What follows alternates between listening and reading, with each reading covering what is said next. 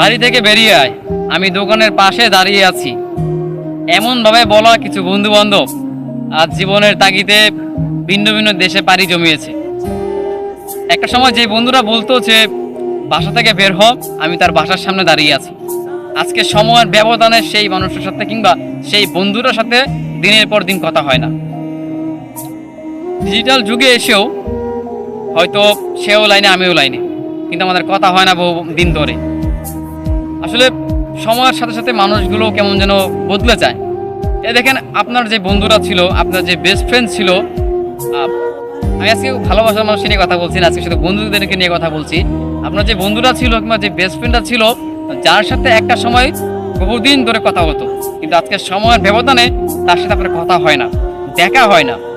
আসলে যোগাযোগ ছিন্ন বিচ্ছিন্ন হতেই পারে, তবুও বন্ধুত্ব কমে যায় না।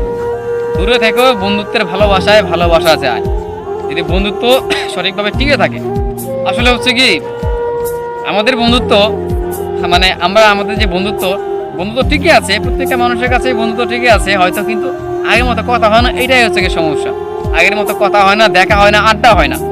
যেই বন্ধুটা কিংবা আপনি যেই মানুষটাকে বলতেন বের হয়ে আমি তার বাসার সামনে আছি, কিংবা চলো বের হয়ে আমরা দেখা করি, আজকে এভাবে বলা মানুষগুলো জীবনের তাগিদে ভিন্ন ভিন্ন দেশে পাড়ি জমিয়েছে, কিংবা নিজেদের মতো করে নিজেদের জীবন গোছাতে ব্যস্ত।